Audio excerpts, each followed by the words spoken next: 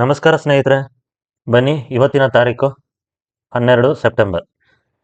ಸೀದಾ ನಿಫ್ಟಿಯ ಒಂದು over view ಜೊತೆ ಇವತ್ತಿನ ವಿಡಿಯೋನ ಶುರು ಮಾಡೋಣ. ನಿಫ್ಟಿ ಇವತ್ತು ಜಬರ್ದಸ್ತ್ ಜಂಪನ್ನು ಕೊಟ್ಟಿದೆ, ನಿಯರ್ಲಿ 470 ಪಾಯಿಂಟ್ಸ್. ಡ್ಯೂರಿಂಗ್ ಮಾರ್ಕೆಟಲ್ಲಿ ಇನ್ನೇನು ಮುಗಿಯೋ ಹೊತ್ತಿನಲ್ಲಿ 500 ಪಾಯಿಂಟ್ಸ್ಗಿಂತ ಮೇಲೋಗಿತ್ತು. 470 ಪಾಯಿಂಟ್ಸ್ಗೆ ಕ್ಲೋಸ್ ಆಗಿದೆ. ನಿಯರ್ಲಿ 2% ನಿಫ್ಟಿ ಜಂಪನ್ನು ತೋರಿಸಿದೆ. ನಿಫ್ಟಿ ಬ್ಯಾಂಕ್ ಬಂದು 762 ಪಾಯಿಂಟ್ಸ್ ಜಂಪನ್ನು ತೋರಿಸಿದೆ, 1.5%. Nifty mid cap 1.19%, 700 points again jump. Nifty small cap 192 points jump. ಇನ್ನು ಅಡ್ವಾನ್ಸ್ ಡಿಕ್ಲೈನ್ ನೋಡಿದ್ರೆ ಅಡ್ವಾನ್ಸ್ ಕಡೆ ಜಾಸ್ತಿ ಸ್ಟಾಕ್ಸ್ ಇತ್ತು, ಡಿಕ್ಲೈನ್ಸ್ ಕಡೆ ಕಮ್ಮಿ ಸ್ಟಾಕ್ಸ್ ಇತ್ತು. 816 ಸ್ಟಾಕ್ಸ್ ಡಿಕ್ಲೈನಲ್ಲಿದ್ದರೆ ಅಡ್ವಾನ್ಸಲ್ಲಿ 1545 ಸ್ಟಾಕ್ಸ್ ಅಡ್ವಾನ್ಸ್ ಕಡೆ ಇತ್ತು. ಇನ್ನು ಸೆಕ್ಟೋರಿಯಲ್ ಪರ್ಫಾರ್ಮೆನ್ಸಲ್ಲಿ ನಿಫ್ಟಿ ಮೆಟಲ್ ಇಂದ ಹಿಡಿದು ನಿಫ್ಟಿ ಮೀಡಿಯಾ ನೋಡಿ, ಇವತ್ತು ಎಲ್ಲ ಸೆಕ್ಟರ್ಗಳು ತುಂಬ ಚೆನ್ನಾಗಿ ಪರ್ಫಾರ್ಮ್ ಮಾಡಿದ್ದಾವೆ. ಏನಕ್ಕೆ ಇವತ್ತು ನಿಫ್ಟಿ ಇಷ್ಟು ಮೇಲಕ್ಕೆ ಹೋಯಿತು ಅನ್ನೋದ್ರ ಬಗ್ಗೆ ಒಂದು ಆರ್ಟಿಕಲ್ ಪಬ್ಲಿಷ್ ಆಗಿದೆ. ಆ ಆರ್ಟಿಕಲಲ್ಲಿ ಏನು ಹೇಳಿದ್ದಾರೆ ಅಂತ ತಿಳ್ಕೊಳ್ಳೋಣ ಬನ್ನಿ. ಆರ್ಟಿಕಲಲ್ಲಿ ನೋಡಿ, Nifty 50 Sensex hit life time ice. Experts list out these 5 reasons. ಏನೇನು 5 ರೀಸನ್ನು ಅಂತ ನಾವು ನೋಡೋಣ. ಮೊದಲನೇ ರೀಸನ್ ಏನು ಅಂತ ನೋಡಿದ್ರೆ, comfortable US CPI data. Comfortable ಅನ್ನೋದನ್ನು ಒಂದು ಇನ್ವೈಟೆಡ್ ಕಾಮರ್ಸಲ್ಲಿ ಹೇಳಿದ್ರೆ ಚೆನ್ನಾಗಿರುತ್ತೆ. ಏನಕ್ಕೆ ಅಂತ ನಾವು ನೋಡಿದ್ರೆ, ನೆನ್ನೆವರೆಗೂ ಅಮೇರಿಕಾದು US data, US inflation data ಯಾರಿಗೂ ಕೂಡ ಚೆನ್ನಾಗಿರಲಿಲ್ಲ ಅಲ್ವಾ? ಇವಾಗ ಇದ್ದಕ್ಕಿದ್ದಂಗೆ ಕಂಫರ್ಟಬಲ್ CPI US ಡೇಟಾ ಅಂದರೆ ಏನು? ನೋಡಿ, ಇಲ್ಲಿ ನಿಮಗೆ ಮುಂದೆ ಅವರು ಹೈಲೈಟ್ ಮಾಡಿ ತೋರಿಸಿದ್ದಾರೆ ಏನು ಅಂತ. US price index increased by 0.2% in August, consistence with July rise. July ಮತ್ತು ಆಗಸ್ಟ್ ಎರಡು ಒಂದು ಕನ್ಸಿಸ್ಟೆನ್ಸಿ ಇದೆ ಇನ್ಫ್ಲೇಷನಲ್ಲಿ ಅಂತ ಹೇಳಿದ್ದಾರೆ. ಓಕೆ, ನೆನ್ನೆವರೆಗೂ ಯಾರಿಗೂ ಚೆನ್ನಾಗಿರಲಿಲ್ಲ, ಆಮೇಲೆ ಕೆಲವು ಎಕ್ಸ್ಪರ್ಟ್ಸ್ ಮತ್ತು ಬ್ರೋಕರೇಜ್ ಕಂಪ್ನಿಗಳಿಗೆ ತುಂಬ ಚೆನ್ನಾಗಿ ಹಿಡಿಸಿದೆ. ಟ್ರೇಡರ್ಸ್ ಮತ್ತು ಇನ್ನೊಂದು ರೀಸನ್ ಏನು ಅಂದರೆ ನೋಡಿ, traders have largely discounted likelihood of 50 basis point rate cut on September 18th. ನಿಮ್ಗೆಲ್ಲರಿಗೂ ಗೊತ್ತಿದೆ, ಸುಮಾರು ಜನ ಬೇರೆ ಯೂಟ್ಯೂಬರ್ಸು ಹೇಳಿರ್ತಾರೆ, ಸೆಪ್ಟೆಂಬರ್ 18ನೇ ತಾರೀಕು ಅಮೇರಿಕಾದಲ್ಲಿ ಫೆಡ್ ಬ್ಯಾಂಕ್ ಅವರು ರೇಟ್ ಕಟ್ನ ಅನೌನ್ಸ್ ಮಾಡ್ತಾರೆ. ಅದ್ರ ಮೇಲೆ ಬೆಟ್ಟಿಂಗ್ ನಡೀತಾ ಇತ್ತು. 50 ಬೇಸಿಸ್ ಪಾಯಿಂಟ್ ಕಟ್ ಆಗುತ್ತಾ, 25 ಬೇಸಿಸ್ ಪಾಯಿಂಟ್ಸ್ ಕಟ್ ಆಗುತ್ತಾ ಅನ್ನೋದು ಬೆಟ್ಟಿಂಗ್ ನಡೀತಾ ಇತ್ತು. ಆ ಬೆಟ್ಟಿಂಗು ಇವಾಗ ಪ್ರೊಬಾಬಿಲಿಟಿ 15% ಬಂದಿದೆ. 100ರಲ್ಲಿ 15% ಅಂದರೆ 85% ಉಳಿತು. ಉಳಿದ 85% ಅವರು ನೋಡಿ 25 ಬೇಸಿಸ್ ಪಾಯಿಂಟ್ ಕಟ್ ಆಗುತ್ತೆ ಅಂತ ಬೆಟ್ಟಿಂಗ್ ಕಟ್ತಾ ಇದ್ದಾರೆ. 85% ಆಫ್ ಇನ್ವೆಸ್ಟರ್ಸ್ ಅಥವಾ ಟ್ರೇಡರ್ಸ್ ಆಗಿರ್ಬೋದು, ಅವರು 25 ಬೇಸಿಸ್ ಪಾಯಿಂಟ್ಸ್ ಅಂತ ಬೆಟ್ಟಿಂಗ್ ಮಾಡ್ತಾ ಇದ್ದಾರೆ. ಉಳಿದ 15% ಜನ ಇಲ್ಲ, ಇನ್ನೂ 50 ಬೇಸಿಸ್ ಪಾಯಿಂಟ್ ಕಟ್ ಆಗೇ ಆಗುತ್ತೆ ಅನ್ನೋದನ್ನು ಬೆಟ್ಟಿಂಗ್ ಮಾಡ್ತಾ ಇದ್ದಾರೆ. ಆಯಿತು, ಇದೆಲ್ಲ ಆದರೂ ಕೂಡ ಮುಂದೆ ಒಂದು ಗುಡ್ ನ್ಯೂಸ್ ಸಿಗುತ್ತೆ ಅನ್ನೋ ಯೋಚನೆಯಲ್ಲಿ ಎಲ್ಲ ಇನ್ವೆಸ್ಟರ್ಸ್ ಟ್ರೇಡರ್ಸ್ ಇರೋದ್ರಿಂದ ಇವತ್ತು ಮಾರ್ಕೆಟ್ಗೆ ಇದು ಒಂದು ರೀಸನ್ನು ಮೇಲೋಗೋಕ್ಕೆ. Markets still anticipate total of 104 basis points in cuts by the end of the year. ಈ ವರ್ಷ ಮುಗಿಯೋದ್ರೊಳಗೆ 104 basis point, 104 basis point cut ಆಗುತ್ತೆ ಅಂತ ಹೇಳ್ತಾ ಇದ್ದಾರೆ. ಅದು ಯಾವಾಗ?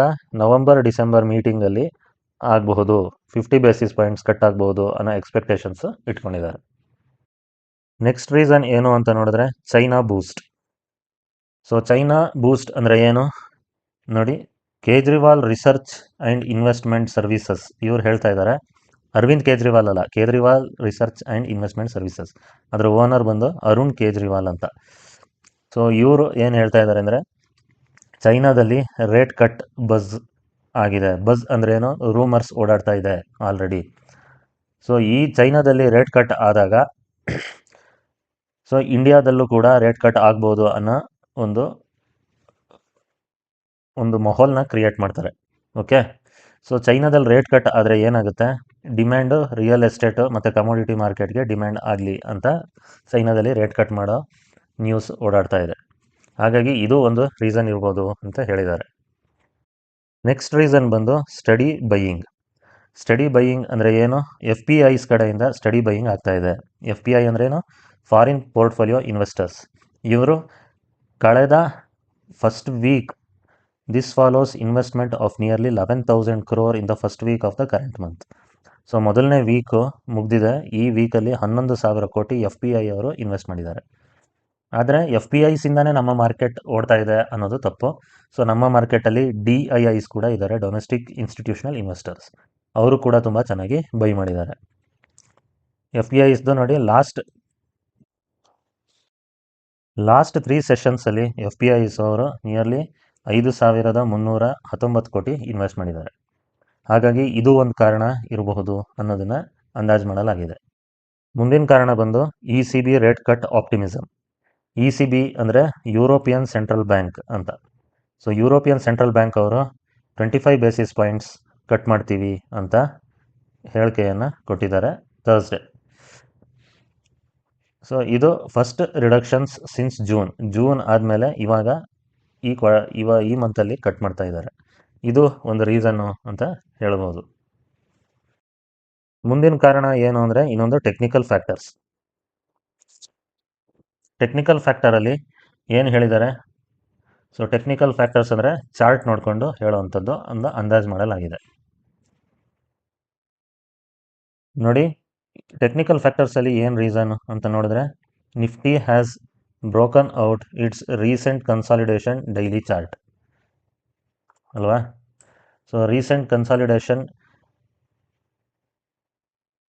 ಡೈಲಿ ಚಾರ್ಟ್ನ ನಾವು ನೋಡಿದ್ರೆ, ಸೊ ಕನ್ಸಾಲಿಡೇಷನ್ನು ತುಂಬ ಚೆನ್ನಾಗಾಗಿದೆ. ಆ ಕನ್ಸಾಲಿಡೇಷನ್ನ ಇವತ್ತು ನಿಫ್ಟಿ ಚಾರ್ಟ್ ಬ್ರೇಕ್ ಮಾಡಿದೆ. ಸೊ ಇದು ಮುಂದೆನೂ ಕೂಡ ಹೋಗ್ಬೋದು ಅನ್ನೋ ಆಪ್ಟಿಮಿಸಮ್ಗೆ ಎಡೆ ಮಾಡಿಕೊಟ್ಟಿದೆ. ಅದೇ ಥರ RSI on the daily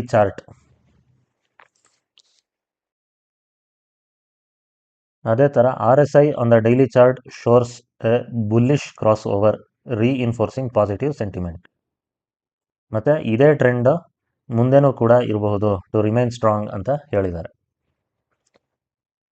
so next Nifty rally continue ಆದರೆ 25,470 ಇಂದ 25,500 ಈ ರೇಂಜಲ್ಲಿ ಆಗ್ಬೋದು. ಸಪೋರ್ಟ್ ಎಲ್ಲಿದೆ ಅಂತ ನೋಡಿದ್ರೆ 25,100ಗೆ ಒಂದು ಸಪೋರ್ಟ್ ಇದೆ. ಸೊ ಈ ಎಲ್ಲ 5 ರೀಸನ್ನು ಅಂದಾಜಿಸಲಾಗಿದೆ ಇವತ್ತಿನ ಒಂದು ನಿಫ್ಟಿಯ ಜಬರ್ದಸ್ತ್ ಪರ್ಫಾರ್ಮೆನ್ಸ್ ಮೇಲೆ. ಚಾರ್ಟ್ ನೋಡ್ಬೋಣ ಬನ್ನಿ. ಸೊ ನಿಫ್ಟಿಯ ಒಂದು ಟೆಕ್ನಿಕಲ್ ಚಾರ್ಟಲ್ಲಿ ನಾನು ಡೈಲಿ ಚಾರ್ಟ್ನ ತೊಗೊಂಡಿದ್ದೀನಿ.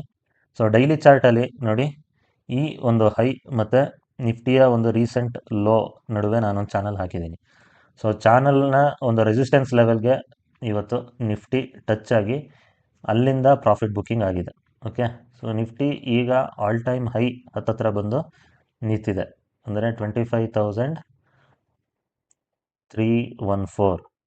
ಸೊ ಇಲ್ಲಿಗೆ ನಿಫ್ಟಿ ಬಂದು ನಿಂತಿದೆ. ಗೊತ್ತಿಲ್ಲ ನಾಳೆ ಯಾವ ಥರ ಮೂವ್ಮೆಂಟ್ ಆಗ್ಬೋದು ಅಂತ. ಇವತ್ತು ಕೂಡ ಯಾರೂ ಅಂದಾಜು ಮಾಡಿರಲಿಲ್ಲ. 2 ಗಂಟೆವರೆಗೂ ನೋ ಮೂವ್ಮೆಂಟ್ ಅಲ್ವಾ? ನೋ ಮೂವ್ಮೆಂಟ್ 2 ಗಂಟೆವರೆಗೂ. ಸೊ 2:15 ನಂತರ ನಿಫ್ಟಿಲಿ ಒಂದು ಜಬರ್ದಸ್ತ್ ಮೂವ್ ಆಯಿತು. ಸೊ ನನ್ನ ಅನಿಸಿಕೆ ನಾಳೆನೂ ಕೂಡ ನಿಫ್ಟಿ ಮೇಲೆ ಹೋಗ್ಬೋದು, ಯಾಕಂದರೆ ನಾಳೆ ವೀಕ್ಲಿಯ ಕೊನೆ ದಿನ. ಈ ಒಂದು ರ್ಯಾಲಿನ ಇನ್ನೂ ಮೇಲೆ ತೊಗೊಂಡೋಗ ಅಂದಾಜು ನಾನು ಮಾಡಿದ್ದೀನಿ, ನನ್ನ ಒಂದು ಇನ್ವೆಸ್ಟಿಗೇಷನ್ನ ನಾನು ಮಾಡಿದ್ದೀನಿ.